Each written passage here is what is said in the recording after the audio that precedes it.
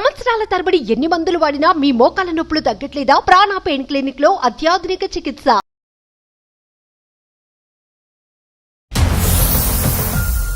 భర్తతో ఎలా ఉండాలో ఒక భార్య అలా ఉంటున్నావా? నువ్వు ఒక యంత్రంలాగా ఉంటున్నావు.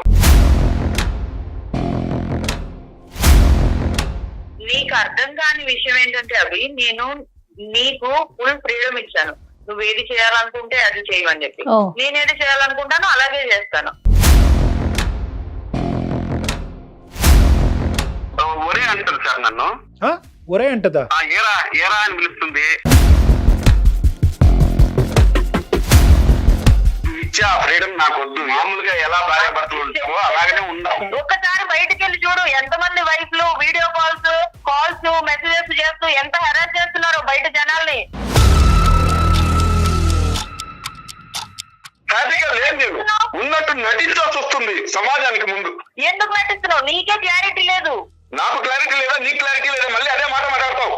నీకే క్లారిటీ లేదు, నాకు కాదు. ఏనాడైనా నువ్వు సంసార జీవితంలో నాతో సుఖంగా ఉన్నావు 6 సంవత్సరాల నుంచి. మరి పిల్లలు పుట్టాలంటే ఎక్కడ పుట్టారు?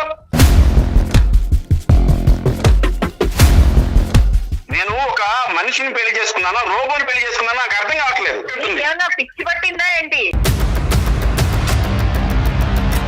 ఈ భర్త ఎందుకు ఏడుస్తున్నాడు, ఈరోజు ఎందుకు ఏడుస్తున్నాడు, ఆ ఏడు వెనకతల డ్రామా ఉంది అనేటటువంటి నువ్వు పదం వాడటం అన్నది నిజంగా హాస్యాస్పదం అమ్మ.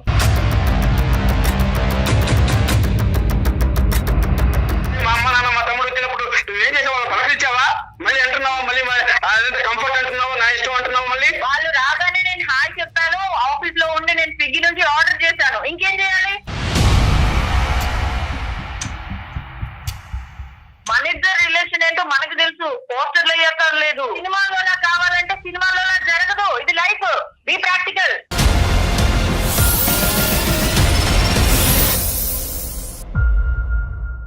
సుమన్ టీవీ ప్రెజెంట్స్ అందమైన జీవితం కార్యక్రమానికి స్వాగతం. నమస్తే కళ్యాణ్ గారు. నమస్తే జగ. కళ్యాణ్ గారు, అభిరామ్ ఒక ఆయన మనకి మెయిల్ చేశారండి. వైఫ్ అండ్ హస్బెండ్ మధ్య ఒక ఇష్యూ, ఫార్వర్డ్ గా ఆలోచించే ఒక కపుల్ అన్నమాట. సో ఒకసారి నేను ఆయనతో మాట్లాడతానండి, ఫోన్ చేస్తాను, మాట్లాడేద్దాము. ఏంటో అంత ఫార్వర్డ్?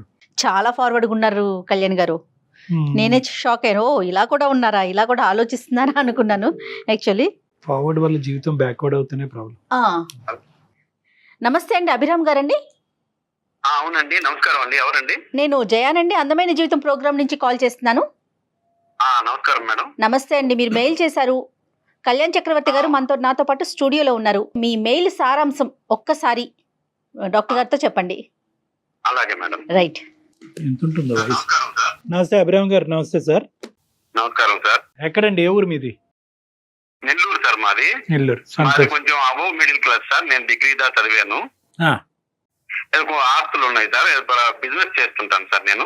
Okay, very good. బాగా సెటిల్ అయ్యారు లైఫ్ లో? కొన్ని సంవత్సరాలు, ఒక 4 years బ్యాక్, అంటే లేట్ మ్యారేజ్ సార్ నాది.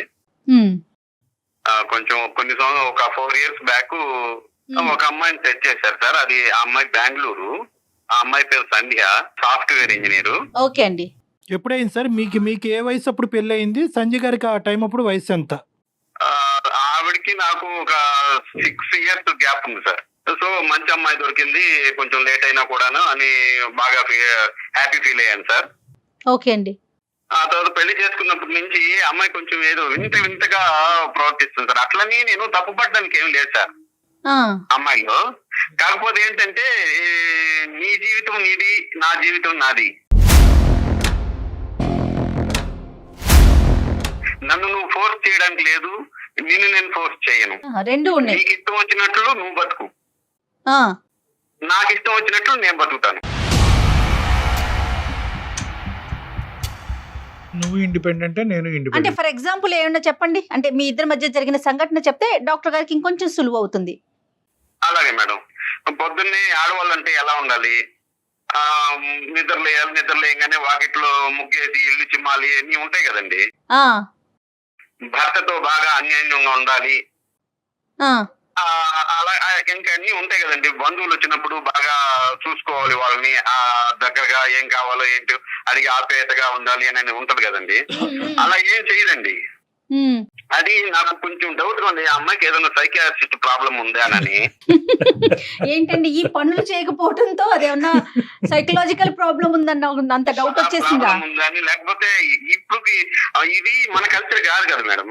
మానసిక సమస్య అనే యాంగిల్లో మీరు వెళ్ళబాకండి, కానీ అది కాదు. ఇప్పుడు మీ ఇద్దరు పెళ్లికి ముందు కొంతవరకైనా మాట్లాడుకున్నారండి? అభిప్రాయాలు, ఆలోచనలు, వ్యక్తిత్వాలు తెలుసుకున్నారా? ఎంతవరకు మాట్లాడుకున్నారు? ఇది నా ఉద్దేశం, నా ఆలోచన ఇది, నాకు రాబోయేటటువంటి భార్య ఈ విధంగా ఉండాలి, ఈ విధంగా ఆలోచించాలి, వ్యవహరించాలి అనేది ఎంతవరకు మీరిద్దరు మాట్లాడుకున్నారు? అది సార్ అంటే ఆవిడకి ఇష్టమైతేనే మాట్లాడుతుంది సార్. అది కూడాను పెళ్లి రోజు మాత్రం చాలా ఆప్యాయతగా అందరితో బాగా మాట్లాడి సిగ్గుపడటం, అబ్బో చాలా సాంప్రదాయం అనుకున్నాను సార్ నేను. ఆవిడ తర్వాత డే 2 నుంచి ఆవిడేంటో నాకు తెలిసింది. అమ్మాయి చాలా ఇండివిజువల్ గా, ఇండిపెండెంట్ గా, మోడర్న్ గా, ముగ్గేయకుండా పోనీ వంట చేస్తారండి ఆవిడ? వంట కూడా తనకి ఇష్టం వచ్చినప్పుడు చేస్తుంది సార్. దేంట్లోనో ఆర్డర్ పెట్టుకుంటుంది. నా గురించి ఆలోచించేది ఏం లేదు సార్. నీకు ఆకలి అయితే నువ్వు తిను, ఆకలి అయితే నువ్వు తిను. సో అంటే నేను వండి పెట్టినప్పుడు నేను తినంగా మిగిలింది అక్కడ పెట్టేసిపోతాను. నీకు కావాలంటే నువ్వు తిన్నట్టు మానుకుని నువ్వు కూడా ఆర్డర్ అదే పెట్టుకో. ప్రాబ్లం. బయట మోడర్న్ అయితే పర్లేదు, ఇంట్లో కూడా మోడర్న్. కాదండి, ఇప్పుడు మరి మీ గురించి ఏమంటది ఆవిడ? నా లెక్క ప్రకారం నువ్వు రా, నీ లెక్క ప్రకారం నేను రానంటదా? అలా కాదు సార్, దానికి డిమాండ్స్ ఏమి ఉండవు సార్. నీ ఇష్ట ప్రకారం నువ్వు ఉండు, నా ఇష్ట ప్రకారం నువ్వు ఉండక్కర్లేదు. Right, okay. ఇంకా మర్యాదలు ఇవన్నీనండి మీ కుటుంబ సభ్యులుగా ఆవిడ ఇచ్చేటటువంటి మర్యాదలు? సార్ మొన్న మా అమ్మ, నాన్న, మా తమ్ముడు వీళ్ళు వచ్చారు. వాళ్ళని ఇంటికి వస్తే ఏ ఆడవాళ్ళైనా కూడా పలకరించాలి, కాస్త అత్తయ్య మామయ్య ఎలా ఉన్నారని పలకరించాలి కదా సార్. ఏం పలకరించారు సార్, హాయ్ అంటది అంతే. వాళ్ళు ఏమనుకుంటారు సార్ పల్లెటూరు నుంచి వచ్చిన వాళ్ళు? కొంచెం ఇవన్నీ అంటే మనకి వినేటప్పుడు ఏ ఆడపిల్ల అయినా ఇలాంటి మాటలు ఉంటే అదేంటి అనిపిస్తుంది, కానీ ప్రాక్టికల్ గా కొన్ని పాటించాలి కదా కళ్యాణ్ గారు. ఒరే అంటారు సార్ నన్ను. ఒరే అంటదా? ఏరా అని పిలుస్తుంది. ఒకవేళ నీకు అంత అభిమానంగా ఉంటే, నువ్వు అంత అల్ట్రా మోడల్ ఉండాలంటే మన ఇద్దరు ఉన్నప్పుడు అనుకో ఒరే అని, నాకేం ప్రాబ్లం లేదు. అమ్మ నాన్న ఎవరు బంధువులు వచ్చినప్పుడు, ఫ్రెండ్స్ వచ్చినప్పుడు ఒరే అని పిలిస్తే వాళ్ళ ముందు నాకు పొరుగు ఉంటుంది కదా సార్. కదండి, ఆ ఒరే అనేటటువంటిది ఏంటి? దురుద్దేశంతోనా, కోపంలోనా, లేదంటే ప్రేమతోనే అని చెప్తుంది. ప్రేమతోనే, కానీ వేరే వాళ్ళ ముందు అంటాం అనేది మీకు నచ్చదు. అయినా కానీ ఆవిడ వేరే వాళ్ళ ముందే అంటది ఒరే అని. అది బయట వెళ్ళినప్పుడు ఫ్రెండ్స్ అంటారు కదా సార్, వీడి వల్ల వీడికి అసలు గౌరవం లేదని చెప్పుకుంటారు కదా సార్. నేనంత బాధపడాలి. మరి ఆవిడతో డిస్కస్ చేశారా మీరు ఎప్పుడైనా అండి? డిస్కస్ చేస్తే విందు మేడం, అసలు పట్టించుకోదు.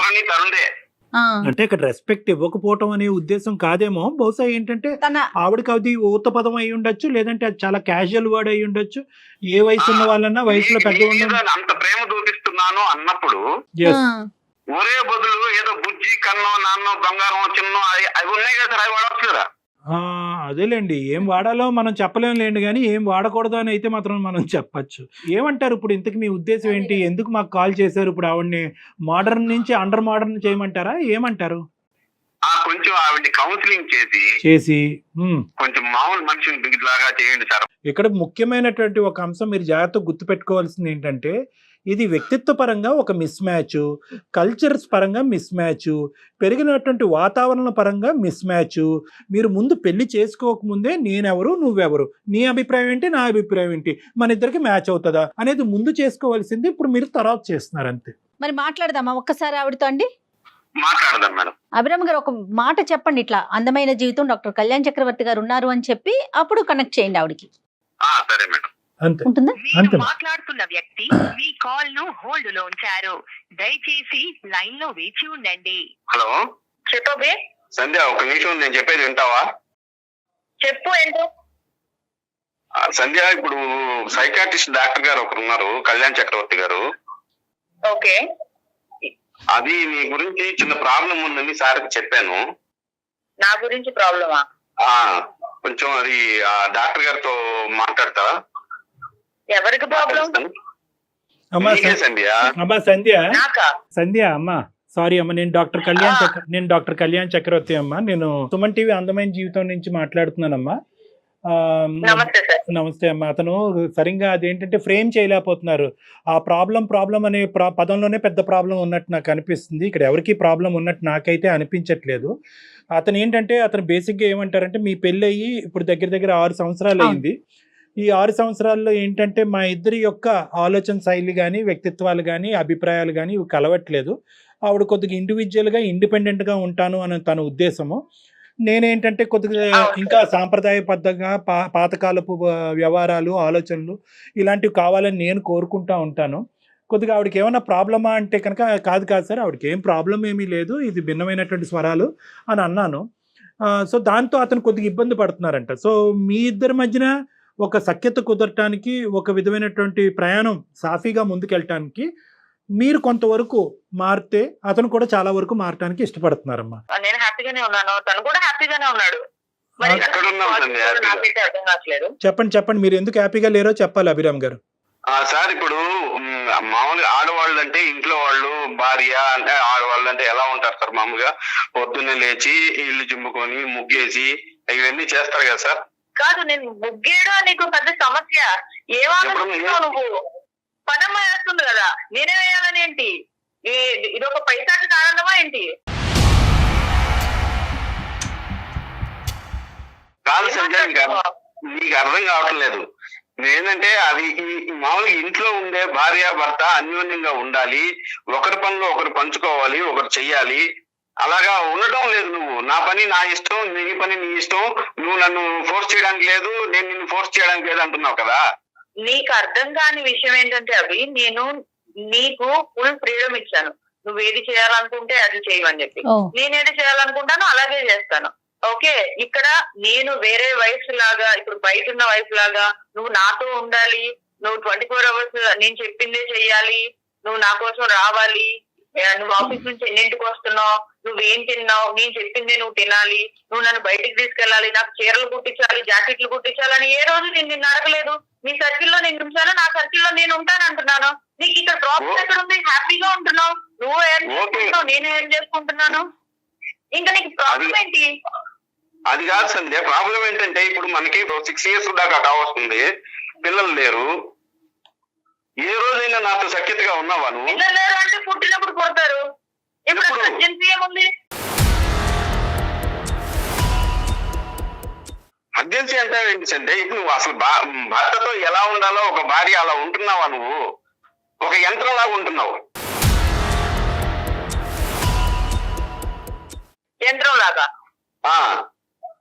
నా కంఫర్ట్ జోన్ లో నేను ఉంటున్నా, నీ కంఫర్ట్ జోన్ లో నిన్ను ఉంచుతున్నా. అది నువ్వు కంఫర్ట్ నువ్వు అనుకుంటున్నావు సంధ్య. ఇప్పుడు మన ఇద్దరు ఉన్నప్పుడు నీ మీద ప్రేమ మీద నీకు ప్రేమ ఉంది, నీ మీద ప్రేమ ఉంది, ఒరే అని పిలుచుకోవచ్చు. మన ఇద్దరు ఉన్నప్పుడు బంధువులు వచ్చినప్పుడు కూడా నువ్వు ఒరే అంటే ఎలాగ నన్ను వాళ్ళు ఏం ఫీల్ అవుతారు? వీడి భార్య వీడికి అసలు ఇదే ఇవ్వడం లేదు, గౌరవం ఇవ్వడం లేదు అని అంటారు కదా.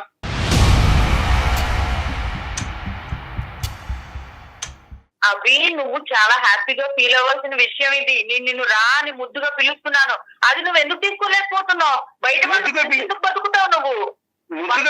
సంబంధం మన ఇద్దరు రిలేషన్ ఏంటో మనకు తెలుసు, పోస్టర్లు అయ్యాక లేదు.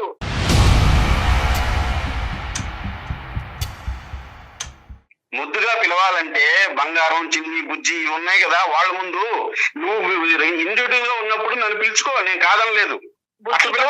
పిలిచేంత ప్రేమ నీ మీద నాకు రావట్లేదు. మరి సంజయ్, నేను కొద్దిగా ఇప్పుడు ఇంటరప్ట్ అవ్వచ్చా? కొద్దిగా ఇక్కడ ఏంటంటే అతని కాన్సెప్ట్ ఏదైతే ఉందో కంప్లీట్గా ఒక మ్యారేజ్ గురించి కానీ, వచ్చేటటువంటి భార్య ఎలా ఉండాలి, ఎలా వ్యవహరించాలి అనేటటువంటిది కంప్లీట్గా మీరు చెప్పేదానికి కాంట్రాస్టింగ్గా ఉంది.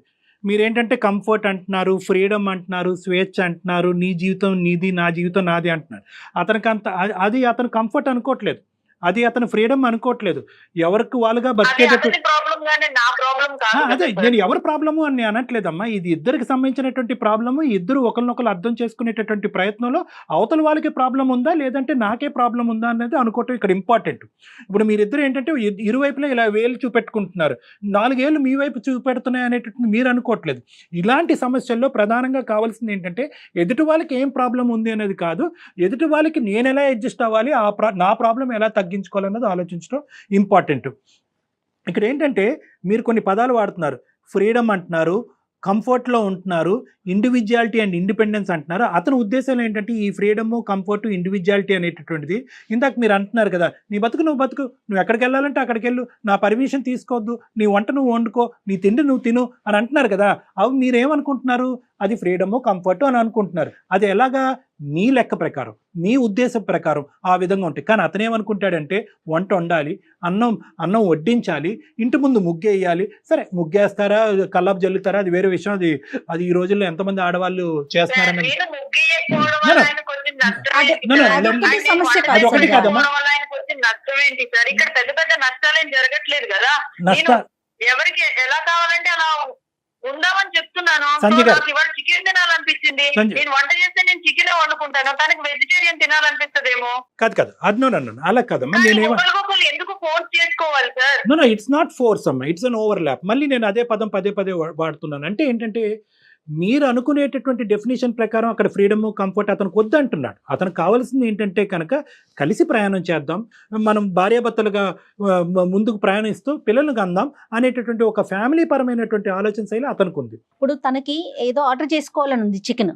సంధ్య చికెన్ ఆర్డర్ చేసుకుంటది, ఆయనేమో మటన్ ఆర్డర్ చేసుకుంటాడు ఫర్ ఎగ్జాంపుల్. ఎవరి రూముల్లో వాళ్ళు కూర్చొని తినే కాడికి పెళ్ళి ఎందుకండి, ఒక గూడు కింద కలిసి ఉండటం ఎందుకు? అదే ఫ్రీడమ్ అంటే సంధ్య మీ ఉద్దేశంలో? ఫ్రీడమ్ అంటే ఒకరి నుంచి ఒకరు ఫోర్స్ చేసుకోకుండా హ్యాపీగా ఉంటున్నాం కదండి. సంతోషం, ఫోర్స్ చేసుకోకపోవటం సంతోషం, కానీ దానికంటూ ఒక లిమిటేషన్స్ ఉంటాయి కదా.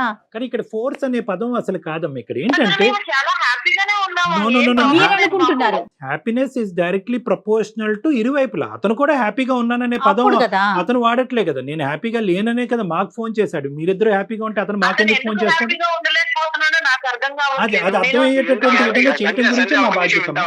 సంజయ్ ఒక నిమిషం వింటావా? డాక్టర్ గారు ఒక నిమిషం వినండి సార్. చెప్పండి. కొన్ని కోరికలు ఉంటాయి సార్. ఇప్పుడు పిల్లల్ని తీసుకొని షాపింగ్ కి వెళ్ళాలి, అలా సినిమాకి వెళ్ళాలి, ఏదన్నా కలిసి హోటల్లో సహజం చేయాలి కదండి.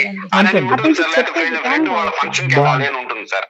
ఇప్పుడు రాదు సార్, ఓకే, నాకు అవసరం లేదు, నువ్వు వెళ్ళి అంటుంది. పెళ్లికి వెళ్తావో ఫంక్షన్ కి వెళ్తావో అది నీ ఇష్టం, నాతో ఎందుకు ప్రతిదీ లింక్ చేసుకుంటావు? మీరే కదా అతని భార్య.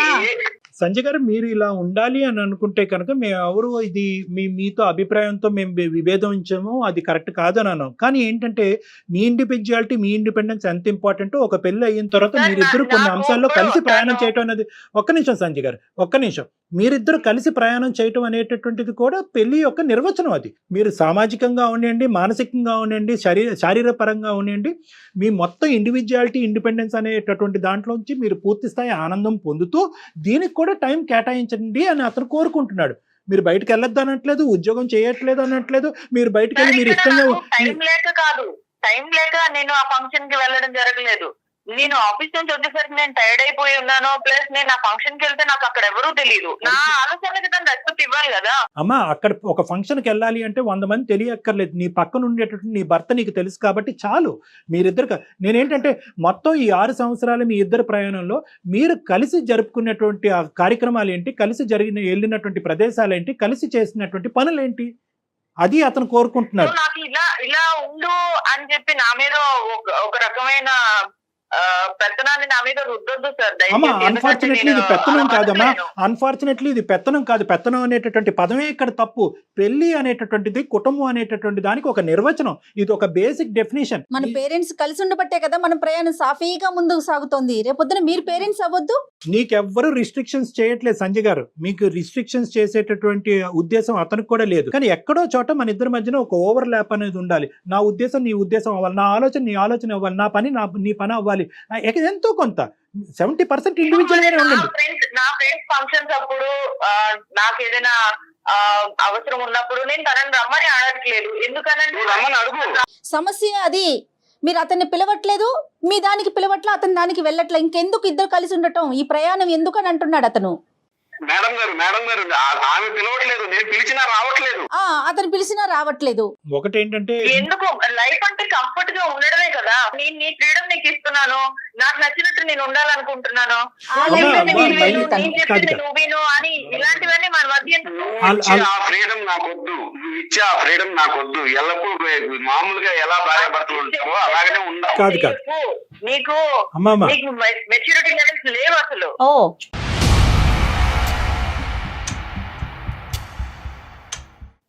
నాకెందుకు లేవు సంధ్య, నువ్వు ఏంటి ఎలా మాట్లాడుతున్నావు? అతను మెచ్యూరిటీ లెవెల్స్ లేవు, మీకు మెచ్యూరిటీ ఎక్కువైపోయింది. అమ్మ నాన్న గురించి నీకెందుకు? ఎంత బాగా చూసుకోలేదు, ఇంటికి వస్తే నేను బాగా చూసుకున్నానా లేదా? నువ్వు ఇలా మాట్లాడుతున్నావు. అదే మా అమ్మ నాన్న మా తమ్ముడు వచ్చినప్పుడు నువ్వేం చేసావు? వాళ్ళు పలకరించావా? మళ్ళీ అంటున్నావు, మళ్ళీ అదంతా కంఫర్ట్ అంటున్నావు, నా ఇష్టం అంటున్నావు. మళ్ళీ వాళ్ళు రాగానే నేను హాయ్ చెప్తాను. ఆఫీస్ లో ఉండి నేను స్విగ్గీ నుంచి ఆర్డర్ చేశాను, ఇంకేం చేయాలి? అదే సంస్కారం, హాయ్ చెప్పి వెళ్ళిపోయేదేనా? నేను మీ అమ్మ నాన్న వచ్చినప్పుడు ఎలా చూసుకున్నాను నేను? నాకు ఇలాగే వచ్చు, నాకు ఇలాగే తెలుసు. అది కాదు సంజయ్, ఎందుకు అలా మాట్లాడుతున్నావు? నువ్వు ఏ విషయంలో నువ్వు నాకు సపోర్టివ్ ఉన్నావు చెప్పు? ఏ విషయంలో సపోర్ట్ ఉన్నావు? అదే ఉంటే నాకు కంఫర్ట్ అంటావు.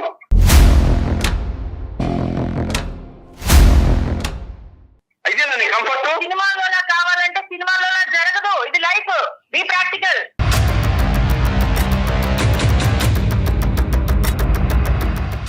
లైఫ్ లో కూడా కొన్ని ఉంటాయి, వెసులుబాట్లు ఉంటాయి. అవేం చెయ్యు. ఏం చేసినా నీకు అనుకూలంగా మాట్లాడుకుంటావు, నువ్వు కంఫర్ట్ అంటావు దాన్ని. నువ్వు ఎందుకు తీసుకోలేకపోతున్నావు నాకు తెలియట్లేదు. ఏం తీసుకోవాల్సిన? ఇప్పుడు 6 సంవత్సరాలు, మనకి పెళ్లి 6 సంవత్సరాలు అయింది. ఏనాడైనా నువ్వు సంసార జీవితంలో సుఖంగా ఉన్నావా నాతో? అవ్వలేకపోతున్నావు, మనం హ్యాపీగానే ఉన్నాం. ఏనాడైనా నువ్వు సంసార జీవితంలో నాతో సుఖంగా ఉన్నావా? 6 సంవత్సరాల నుంచి. మనకి పిల్లలు పుట్టాలంటే ఎక్కడ పుట్టారు? ఎందుకు హ్యాపీగా లేవు? ఎక్కడున్నావు? నేను ఉంటున్నాను కదా. ఎక్కడున్నావు? నీకు ఇష్టం వచ్చినప్పుడు ఉంటావు నువ్వు. అటు నా ఇష్టంతో అక్కర్లేదా నీకు? మరి నీకు ఇష్టం వచ్చినప్పుడు నాకు ఎలా వస్తుంది? నీకు రావాలి అంటే కుదరదు. ఇక్కడ నాకు వచ్చినప్పుడే నువ్వు ఉండాలి. మరి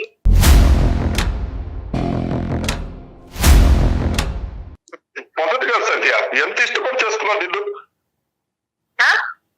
ఎంత ఇష్టపడి చేసుకున్నాను నిన్ను. చాలా మంచిదని చేసుకున్నాను. ఇష్టం లేదని నేనేం చెప్పలేదే. ఇలా బిహేవ్ చేస్తుంటే ఎలా ఉంటుంది సత్య?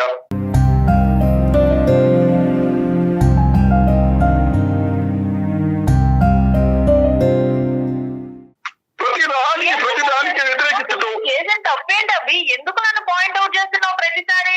నేనేదో పెద్ద నీ మీద భూభారం మొత్తం మోపించేస్తున్నట్టు మాట్లాడతావు ఎందుకు?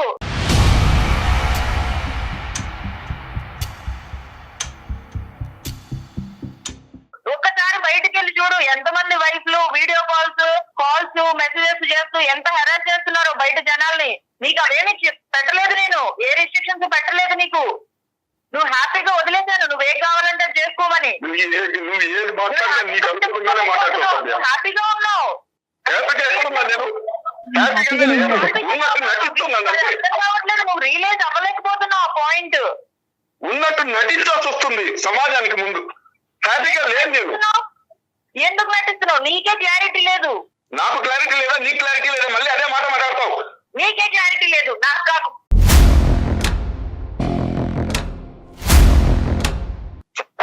ఇలా మాట్లాడుతుంది ఏం చేయాలి? అమ్మ సంధ్య, అమ్మ ఒక్క నిమిషం అమ్మా. మనిషి ఏడుస్తున్నాడమ్మా, మనిషి ఏడుస్తున్నాడు. ఆ విషయమే అర్థం కావట్లేదు డాక్టర్ గారు. అభిరాము ఇదంతా ఒక డ్రామా క్రియేట్ చేస్తున్నారు. అదేనమ్మా. ఇంకా అక్కడ ఏడవలసిన అవసరం లేదు. ఈ ఏడుపు డ్రామా అంటే కనుక మీ పెళ్ళే డ్రామా అమ్మా. అలా అయితే ఇంకా పెళ్ళే డ్రామా, మీ జీవితమే డ్రామా. సంధ్య చనిపోయారా ఇప్పుడు ఏడవడానికి? అమ్మా తప్పమ్మా మాట. ఎవరు చనిపోయారమ్మా? ఏంటో మాటలు? డాక్టర్ గారు, మనసులో ఎంత బాధ ఉంటే, ఆ అమ్మాయి మీద ఎంత ఇష్టం ఉంటే నాకు ఇంత ఏడుపు చెప్పండి. లేదు సంధ్య, ఇప్పుడు ఇక్కడ చాలా ఇప్పుడు ఏంటంటేనమ్మా, ఇప్పుడు మొత్తం పిక్చర్ అంతా క్లారిటీ వచ్చిందమ్మా. ఇప్పుడు వరకు modern, ultra modern, not so modern అనేటువంటి పదాలే మాట్లాడుకుంటున్నాం. కానీ అసలు ఇమోషనల్గా కూడా మీరిద్దరు కనెక్ట్ అవ్వలేదు అనేటటువంటిది ఇప్పుడు ఈ ఈ సందర్భంలో మనకు అర్థమైపోయింది. ఇది మోడర్నిజం గురించి కాదు. మీరు ఎలా బతకాలి అనుకుంటే అలా బతకచ్చు, ఉద్యోగాలు చేసుకోవచ్చు, పబ్బులకి వెళ్ళొచ్చు, తిరగచ్చు, మీ ఇష్టానుసారం మీరు ఉండొచ్చు. కానీ అతను ఏంటంటే 6 సంవత్సరాల ప్రయాణంలో నీ భర్త ఎందుకు ఏడుస్తున్నాడు, ఈరోజు ఎందుకు ఏడుస్తున్నాడు, ఆ ఏడు వెనకతల డ్రామా ఉంది అనేటటువంటి నువ్వు పదం వాడటం అన్నది నిజంగా హాస్యాస్పదం అమ్మ. అసలు మీ పెళ్ళికే మీనింగ్ లేదు నువ్వు ఆ మాట అంటే కనుక. నా భార్య నా పక్కన ఉండాలి, ఈడు జోడుగా ఉండాలి, కలిసి ప్రయాణం చేయాలి, నా కోరికలను అర్థం చేసుకోవాలి. నీకు అర్థం కావట్లేదు కాబట్టి 2 నిమిషాలు నా మాట వింటే కనుక నీకు అర్థం అవుతుంది. అభిరామ్ గారు, ఒక్క నిమిషం సంజయ్ గారు. అభిరామ్ గారు, మీరు వ్యక్తపరిచేటటువంటి మాటలు, మీ ఆలోచన, మీ హావభావాలు ఆవిడకి రీచ్ అవ్వట్లేదు కాబట్టి ఒక 2 నిమిషాలు మీరు వెయిట్ చేయండి. ఏదైతే కనుక మీ సోకాల్డ్ మీ భర్త గారి కంఫర్ట్ అనుకుంటున్నారో, మీ సోకాల్డ్ మీ భర్త గారి ఫ్రీడమ్ అనుకుంటున్నారో, మీ సోకాల్డ్ మీ భర్త గారి హ్యాపీగా ఉన్నారని అనుకుంటున్నారో, అది వాస్తవం కాదు అనేటటువంటిది ఒక్కసారి మీరు అర్థం చేసుకోండి. మీరు ఎలా బతకాలనుకుంటే అలా బతకండి, కానీ ఇంట గెలిచి రచ్చగెలవమన్నారు పెద్దలు. మీ చదువు మీకు ఏ సంస్కారం నేర్పిందో, మీ పెద్దవాళ్ళు మీకు ఎటువంటి మర్యాదపూర్వకంగా ఎలా ఇతరులతో వ్యవహరించాలని చెప్పారో అనేది నాకు తెలియదు, కానీ అట్లీస్ట్ ఇంటికి వచ్చేటటువంటి పెద్దవాళ్ళు ఎవరైనా వస్తే కనుక ఇంటికి రావాలి, మర్యాదగా నమస్కరించాలి, వాళ్ళని కూర్చోపెట్టాలి, వాళ్ళకి మర్యాదలు చేయాలి, వాళ్ళకి తిండి పెట్టాలి, వాళ్ళని సాగరింపించాలి.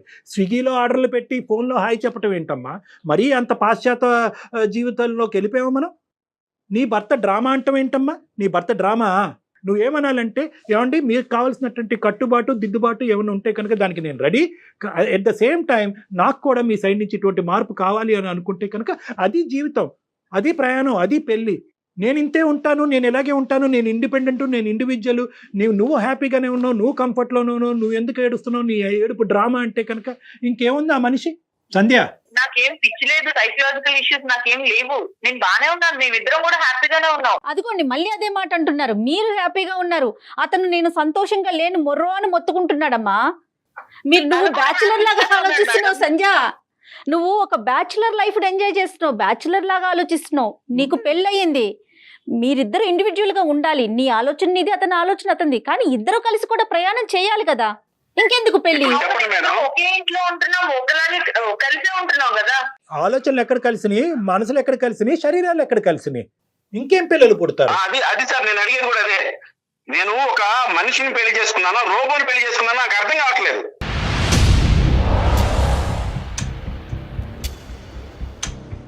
అదే ప్రతిదానికి కంఫర్ట్ ఉంటుంది. ఏమన్నా పిచ్చి పట్టిందా ఏంటి?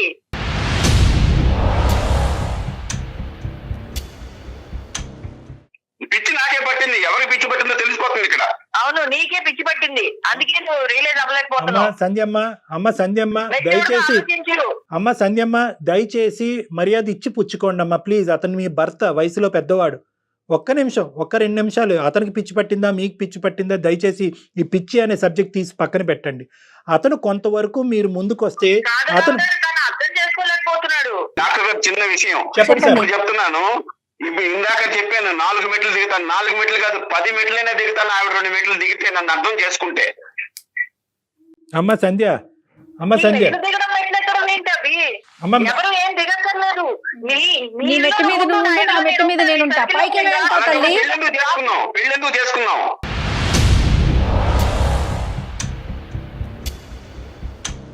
అమ్మ సంధ్య, ఇక్కడ ఎవరు కూడా తప్పు లేదు, ఒప్పు లేదు, పిచ్చి లేదు, ఏమీ లేదు. దయచేసి ఒక్క నిమిషం అతను పడేటటువంటి వేదన, అతను పడేటటువంటి బాధని ఒక పెద్ద మనసు చేసుకుని అర్థం చేసుకోండి. అతను పెరిగినటువంటి వాతావరణం కానీ, వచ్చేటటువంటి భార్య గురించి కానీ అతను ఇంకో విధంగా ఊహించుకున్నాడు. బహుశా ఈ డిస్కషన్స్ అన్నీ కూడా పెళ్లికి ముందే జరుగుంటే కనుక ఈ దురదృష్టకరమైనటువంటి పరిస్థితి ఉండేది కాదు. కలిసి అభిప్రాయాలు కలిస్తే కనుక పెళ్లి చేసుకుని ఉండేవారు, అభిప్రాయాలు కలవకపోతే కనుక దూరంగా ఉంటారు. ఇప్పుడు ఏంటంటే కనుక మీ డెఫినేషన్ ఆఫ్ పెళ్లి డిఫరెంట్, అతని డెఫినేషన్ ఆఫ్ పెళ్లి డిఫరెంట్. ఒకటి Sandhya, at the end of the day అతని ఆలోచనలో ఎటువంటి తప్పు లేదు. అతని ఆలోచనని మీరు విపరీతంగా ఆలోచించద్దు. అంటే నన్ను పక్కన కూర్చుంటే రిస్ట్రిక్ట్ చేస్తున్నాడు, ఫోన్ చేస్తే కనుక రిస్ట్రిక్ట్ చేస్తున్నాడు, నా కథలకి పసిగడు అంటే గమనిస్తున్నాడు, నన్ను ఫ్రీడమ్ లేకుండా చేస్తున్నాడు అని అనుకోవద్దు. మీరు సమపాలనలో మీ జీవితాన్ని మీరు బతకచ్చు, అతనికి కావాల్సినటువంటి సంతోషాన్ని ఇవ్వచ్చు. ఒక్కసారి ఆలోచిస్తే 2 సమపాలనలు ఇచ్చేటటువంటి దానికి పూర్తిగా అవకాశం ఉంది. ఎందుకంటే మీకు వయస్సు ఉంది, దాంతోపాటు ఉద్యోగం ఉంది, దాంతోపాటు అనుభవం ఉంది. కాబట్టి డాక్టర్ అతను కంప్లీట్ గా సినిమాటిక్ లైఫ్ కావాలి అనుకుంటే నేను అంతలా నటించలేను. అంత సినిమాటిక్ లైఫ్ ఒకసారి అవకాశం ఉంటే సంధ్య, ఇది మనకి ఫోనుల్లో తేలే విషయం కాదు, ఎంతసేపు మాట్లాడుకున్నా కంటిన్యూనే అవుతూ ఉంటుంది. ఎందుకంటే మీ మైండ్ ఆఫ్ స్టేటస్ లో మీరున్నారు, ఆయన ఆలోచన విధానంలో ఆయన ఉన్నారు. అవకాశం ఉంటే ఒకసారి డాక్టర్ గారిని కలుస్తారా? నేను అది తర్వాత డిసైడ్ అవుతాను మేడం. నాకైతే ఇప్పుడు నేను డిసైడ్ అవ్వలేను. అసలు నాకు ఇలాంటి సిచ్యువేషన్ ఒకటి వస్తుందని కూడా నేను ఎప్పుడు అనుకోలేదు.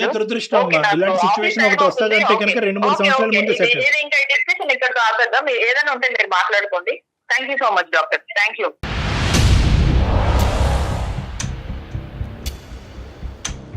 ఎంత మర్యాదస్తురాలు అమ్మ నువ్వు. ఇంత గొంతుకు చించుకుని నేను అరిచానా, కౌన్సిలింగ్ చేశానా, ఆవిడే నాకు కౌన్సిలింగ్ చేసిందా నాకు అర్థం కావట్లేదు. ఇప్పుడు పరిస్థితి ఇలా ఉన్నప్పుడు మీ అభిప్రాయం ఏంటి?